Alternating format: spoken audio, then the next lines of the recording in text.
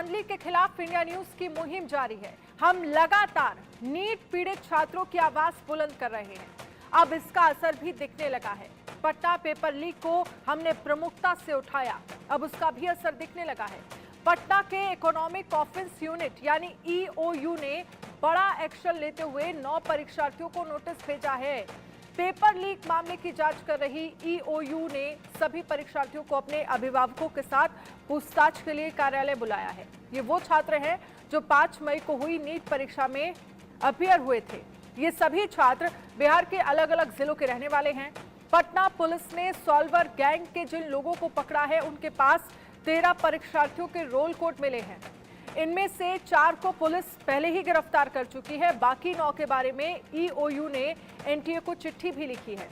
NTA ने अपने जवाब में परीक्षार्थियों की डिटेल भेजी है, जिसके बाद आगे की कार्रवाई अब तेज हो गई है। परीक्षार्थियों को पटना बुलाकर पूछताछ की तैयारी है। बिहार पुलिस की इकोनॉमिक ऑफेंस यूनिट पहले ही बता चुकी है कि 35 छात्रों को परीक्षा शुरू होने से पहले ही क्वेश्चन पेपर और आंसर दे दिए गए थे। पेपर लीक मामले में अभी तक पुलिस 13 लोगों को गिरफ्तार कर चुकी है, जिसमें 4 परीक्षार्थी हैं। बाकी उनके पेरेंट्स और सॉल्वर गैंग के सदस्य हैं, जिनसे पूछताछ की जा रही है। इस पूरे मामले को लेकर तमाम सवाल खड़े हो रहे हैं। जिस तरह से नीट परीक्षा में हुई धांधली के विरोध में पटना की सड़कों पर उबाल देखने को मिला, बड़ी संख्या में छात्र इकट्ठा हुए नीट पीड़ितों के समर्थन में आवाज बुलंद की। जिस तरह से पिछले दिनों केंद्रीय शिक्षा मंत्री एनटीए के बचाव करते हुए नजर आए, इसे लेकर छात्रों में भारी असंतोष है। शिक्षा मंत्री के इस रवैये के विरोध में उनका पुतला दहन किया गया। बिना जांच पड़ताल के इस तरह से एनटीए को क्लीन चिट देना सही नहीं है। छात्रों ने इस बात को लेकर नाराजगी जाहिर की है कि ये भी किस तरह से छात्रों की तरफ से जो कहा गया है कि जिस तरह से पिछले दिनों केंद्रीय शिक्षा मंत्री एनटीए के बचाव करते नजर आए, इसे लेकर छात्रों में भारी असंतोष दिखा। शिक्षा मंत्री के इस रवैये के विरोध में उनका पुतला दहन किया गया। बिना जांच पड़ताल के इस तरह से एनटीए को क्लीन चिट देना सही नहीं है। छात्रों ने इस बात को लेकर नाराजगी जाहिर की है। यह भी साफ किया है कि जब तक नीट परीक्षा कैंसिल करके फिर से परीक्षा करवाने का फैसला नहीं लिया जाता, उनका प्रदर्शन जारी रहेगा। देखिए पटना से इंडिया न्यूज संवाददाता शक्ति की रिपोर्ट। नीट परीक्षा में हुई धांधली के विरोध में पटना में पुतला दहन किया जा रहा है। आप देखिए किस तरह से शिक्षा मंत्री का पुतला दहन किया गया है और यहाँ पे पहुंचे हैं छात्र, स्टूडेंट लीडर हैं जो पहुंचे हैं और उनका कहना है कि सरकार जो है जो पेपर लीक हुई है उसमें रद्द करे और अगर इस तरह रद्द नहीं किया जाता है तो उसके खिलाफ जो है छात्र आंदोलन जो है उग्र होगा। हमारे साथ सौरभ है। सौरभ, क्या मामला है, क्या लेके आप पूछ कर रहे हैं? मामला जो है वो नीट पेपर को लेकर है। जिस तरह से केंद्रीय शिक्षा मंत्री कल बयान दे रहे थे और एक शब्दों में एनटीए एजेंसी को क्लीन चिट दे दिए, कहीं से भी ये दुर्भाग्यपूर्ण है। पेपर लीक हुआ है। 19 लोगों की गिरफ्तारी पटना में क्यों हुई है? आर्थिक अपराध इकाई का रिपोर्ट देख लीजिए, पटना पुलिस प्रशासन का रिपोर्ट देख लीजिए, और खुद आरोपी का इकरारनामा कि हाँ पेपर लीक हुआ है हम लोग के पास पहुंचाया गया था। निश्चित रूप से हम लोग चाहते हैं कि प्रधानमंत्री जी हस्तक्षेप करें और नीट मामले पर जो भी सुनवाई हो सीबीआई इंक्वायरी की मांग हम करते हैं। निश्चित रूप से पेपर लीक हुआ है। 19 लोगों की गिरफ्तारी पटना में हुई है। इसके अलावा गुजरात में लोग पेपर लीक हुआ है, राजस्थान में पेपर लीक हुआ है, सब जगह पेपर लीक हुआ है। आगे आज हम पुतला दहन कर रहे हैं। कल से हम लोग जो भी आंदोलन होगा लोकतांत्रिक तरीके से उसकी तेज करेंगे शुरुआत और निश्चित रूप से पेपर लीक हुआ है, पेपर रद्द कीजिए, सीबीआई इंक्वायरी की मांग करते हैं। छात्र स्टूडेंट लीडर इनका कहना है कि अगर सरकार नहीं मानेगी तो आज पुतला दहन किया, आगे जो है इनका प्रदर्शन है वो जारी रहेगा। देखिए वहीं नीट पेपर लीक मामले में पटना के बाद गुजरात पर सभी की निगाहें टिकी हैं। गुजरात में भी पेपर लीक के पुख्ता प्रमाण मिल रहे हैं। नीट पर बढ़ते बवाल के बाद गुजरात पुलिस भी एक्टिव हुई है। पुलिस को अपनी जांच में धांधलेबाजी की नई थ्योरी का पता चला है। परीक्षा खत्म होने के बाद केंद्रों पर कॉपियों को बांधने का काम होता है। इसके लिए उन्हें अलग से पैसे भी मिलते हैं। कॉपियों की पैकिंग के दौरान भी फर्जीवाड़ा किया गया है। परीक्षा केंद्र पर काम करने वालों ने कोचिंग वालों के साथ मिलकर ओएमआर शीट पर सही उत्तर भरे। इस खेल में एनटीए का जिला कोऑर्डिनेटर भी शामिल बताया जा रहा है। यानी क्या एनटीए की सीधी इन्वॉल्वमेंट है इन सबके बीच? उसी पर मास्टरमाइंड होने का संदेह भी है। गुजरात पुलिस ने अपनी जांच में यह भी पता लगाया है कि दूर दराज के राज्यों से करीब 30 छात्र गोधरा के उस विवादित जय जलाराम स्कूल सेंटर पर एग्जाम देने आए थे। नीट पेपर लीक मामले में गोधरा एक बड़ा सेंटर साबित हो रहा है, जहां से पुलिस ने 2 करोड़ 30 लाख रुपए के चेक भी जब्त किए हैं। नीट एग्ज़ाम गैररीति के मामले में जो गोधरा में ऑफेंस रजिस्टर हुआ है, उसमें अभी तक टोटल 5 जो आरोपी है उनको अरेस्ट किया गया है। उसमें सबसे पहले जो जलाराम स्कूल का टीचर है तुषार भट्ट करके, जो एनटीए की एग्ज़ाम में वहाँ पे डेप्यूटी सुपरिटेंडेंट के तौर पे एग्ज़ाम में हाजिर था, और जो इसका मुख्य सूत्रधार है, जो बच्चों को जितना आता है उतना ही टिक करना था, और बाद में ये तुषार भट्ट बाकी जो है वो जो MCQ क्वेश्चन है वो OMR शीट में उसको टिक करने का काम तुषार भट्ट करने वाला था। उसको गिरफ्तार किया गया है। उसको ये जो बच्चे यहाँ पे जिसको सजेस्ट किया था, जिनको रिफ़र किया था, जिसके मार्फत से ये रिफ़र हुए थे, वो परशुराम रॉय करके रॉय कंसल्टेंसी का मालिक है, उसको गिरफ्तार किया गया है। साथ में रॉय को मदद करने के लिए दूसरे बच्चे लाने में जो मदद कर रहा था विभोरानंद, उसको भी अरेस्ट किया गया है।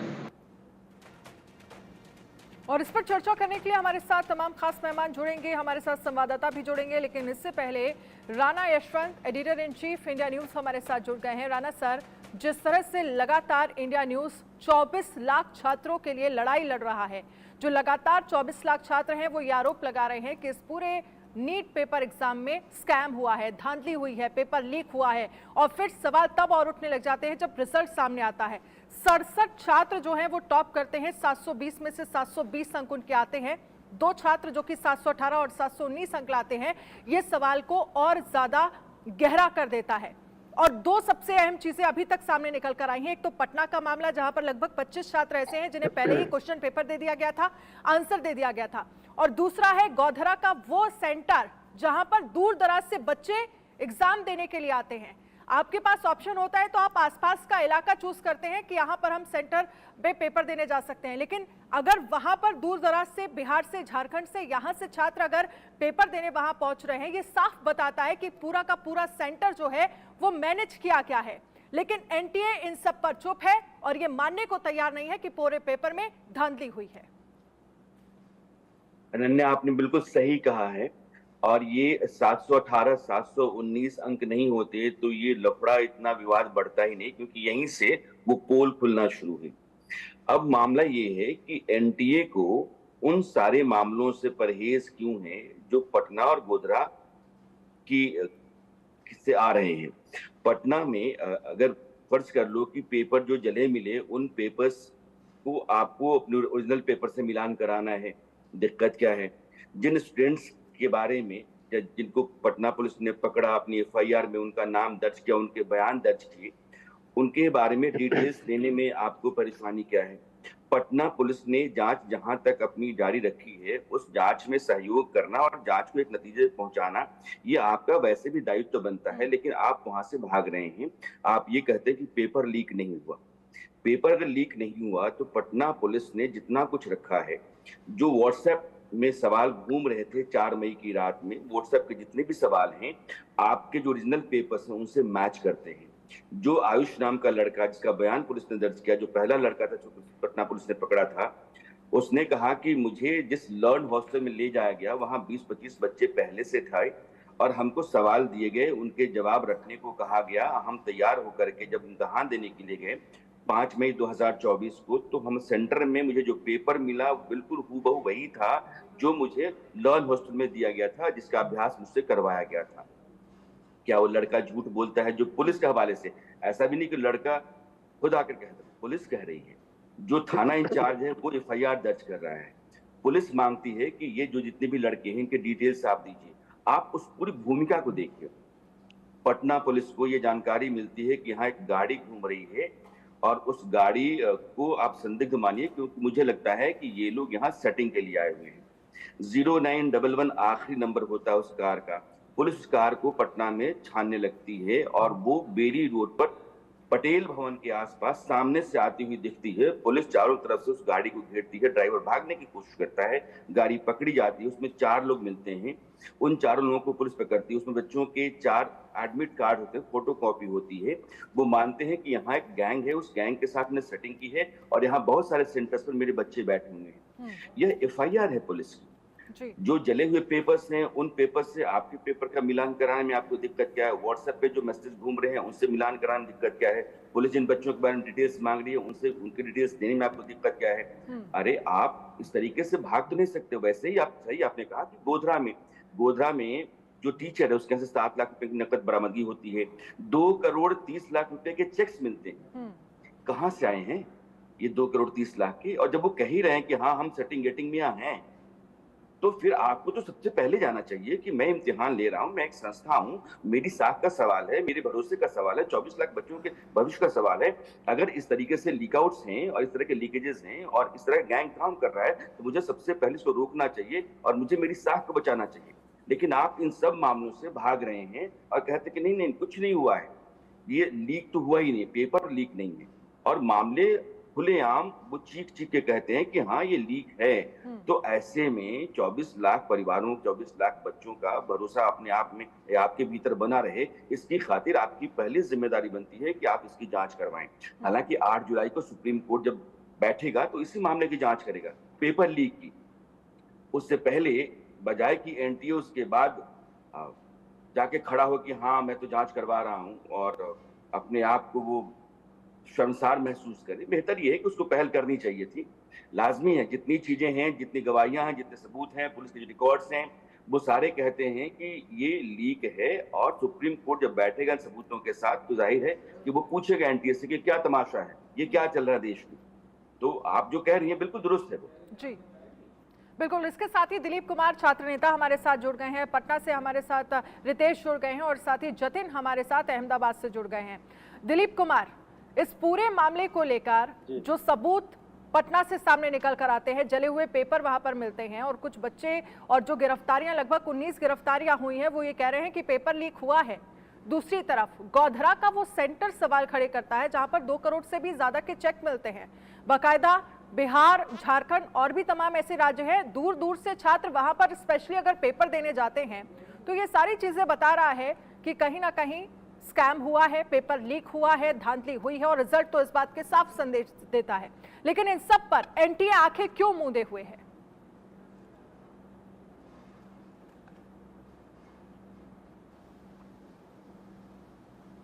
दिलीप, आपको आवाज आ रही है मेरी?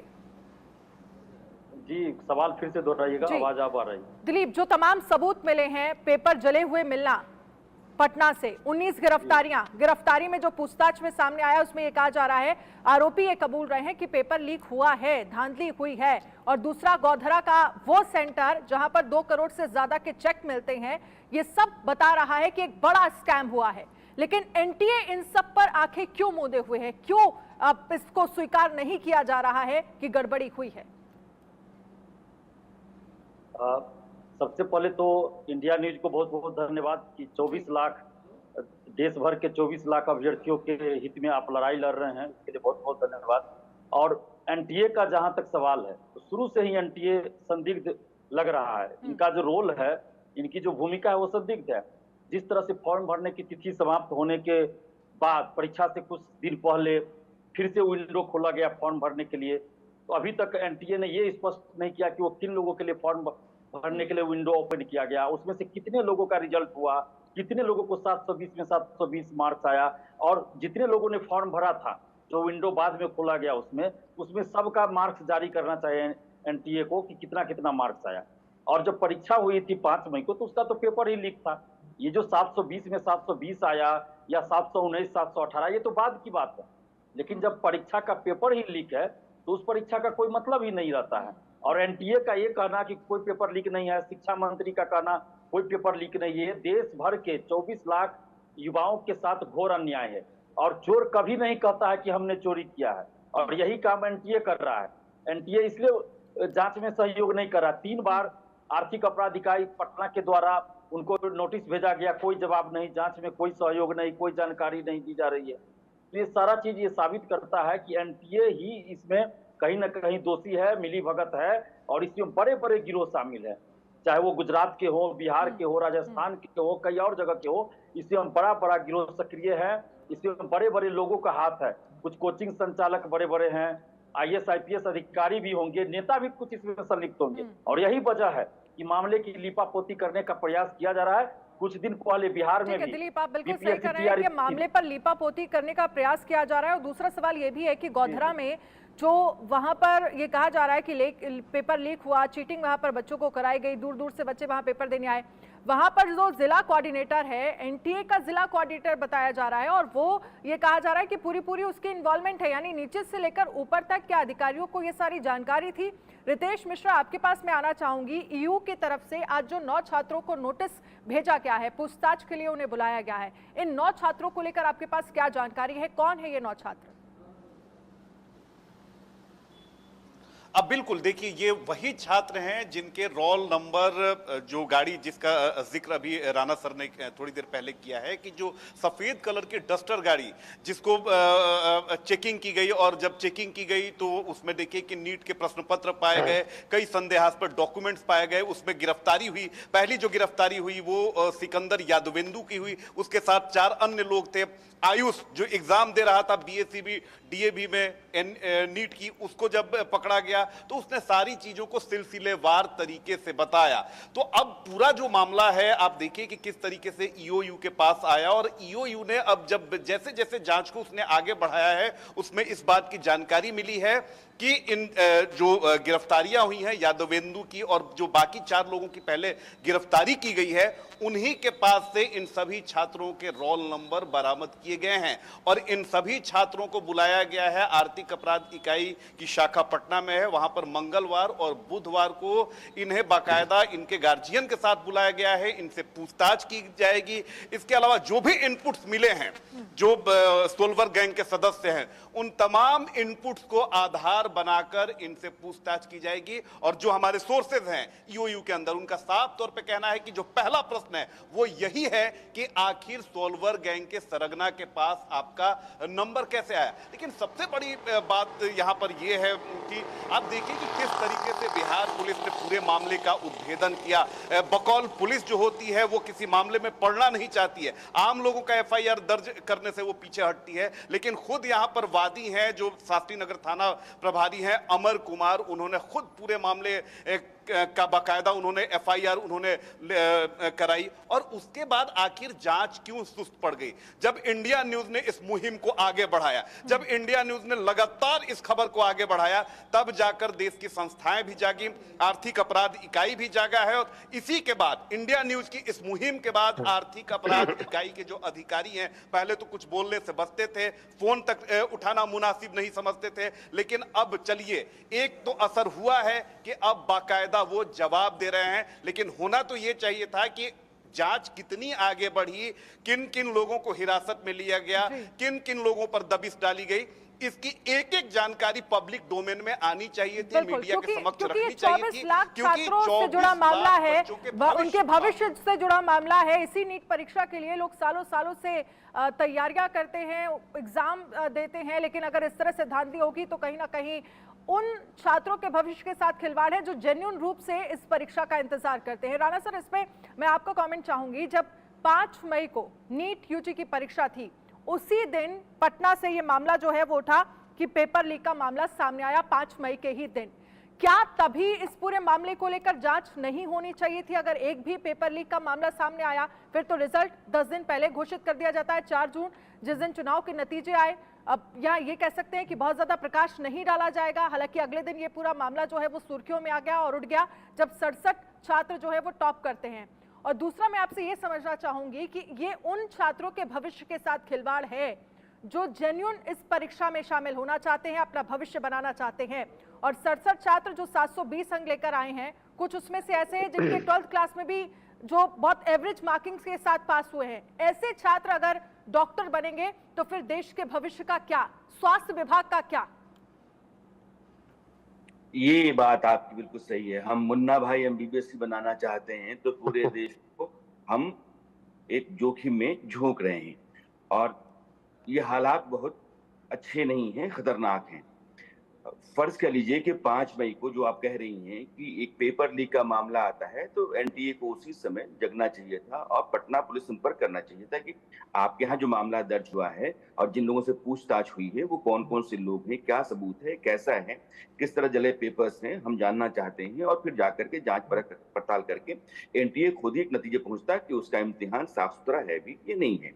दूसरा कि जब आपका रिजल्ट आता है, तो जैसा आप कह रही हैं कि आप 10 रोज पहले 14 जून 2024 को आने वाला रिजल्ट 4 जून 2024 को आता है, जब देश में मतगणना चल रही है चुनावों की, और उस शोर शराबे में जब मीडिया को सुध ही नहीं है इसके अलावा कि कौन सी पार्टी सरकार बना रही है, कौन सा गठबंधन सरकार बना रहा है, आपने आहिस्ते से उसको जारी कर दिया। ये जो 718 719 नंबर का मामला नहीं होता तो अनन्या ये इस तरह से विवाद में नहीं आता। 718 719 नंबर हो ही नहीं सकता है। तो हम लोग दोबारा बार बार अपने दर्शकों को समझाते हैं कि समझिए कि इंडिया न्यूज लगातार अगर एक नहीं दर्जनों ब्लंडर्स या भूलें दिखा रहा है, जहां से इस बात के सबूत मिलते हैं कि सब कुछ असामान्य है और बहुत गड़बड़ है, धांधली है। तो उसमें से एक ये भी है कि 720 नंबर का इम्तिहान है, बच्चे ने सारे सवाल कर दिए, एक सवाल बचा हुआ है और 716 पे खड़ा है, तो सवाल सही करेगा तो 4 नंबर मिलेंगे उसको, 720 नंबर। नहीं करता है तो 716 नंबर। अगर करता है, गलत करता है, तो 4 नंबर का वो सवाल है, 1 नंबर माइनस है, तो 5 नंबर कटेंगे, तो 716 की जगह 715 नंबर। तो 715, 716 और 720 आखिरी फेज में आपके पास यही 3 अंक होने चाहिए, लेकिन 718 719 नहीं हो सकते हैं। तो जो टॉपर्स की लिस्ट आई, तो 1 to 67 तो टॉपर्स हैं, लेकिन 68 और 69 पोजीशन पे जो हैं वो भाई साहब लोग 719 718 लोग वाले ही हैं। तो हुआ कि कहां से आगे इनके पास ये मार्किंग तो हो ही नहीं सकती है। तो जब वो बवाल उठा तो फिर एनटीए ने कहा कि हमने क्या किया, हमने ग्रेस मार्क्स दिए। आप देखिए कैसे पोल खुलती है, कैसे बेनकाब होता चला जाता है। तो वह ग्रेस मार्क्स आपने कैसे दे दिए? तो बच्चों को हमने देर से पेपर दिए तो उनके समय का जो हर्जाना हुआ उसके एवज में हमने उनको नंबर दे दिए। नियम कायदा कुछ नहीं है, आज तक ऐसा कभी नहीं हुआ। आपने वो काम किया जो आज तक नहीं हुआ। समय के बदले समय दिया जाता है, समय के बदले नंबर दिया जाता है क्या? लेकिन आपने क्या दे दिया। अब आप उस रास्ते पर अपने पूरे गड़बड़ झाले को, अधर्म को छुपाना चाहते हैं। तो आप, सुप्रीम कोर्ट ने कहा कि बताओ कितना है, आपने कहा कि 1500, तो कहा कि कहां से होता है ग्रेस मार्क, जब प्रोविजन नहीं है तो ग्रेस मार्क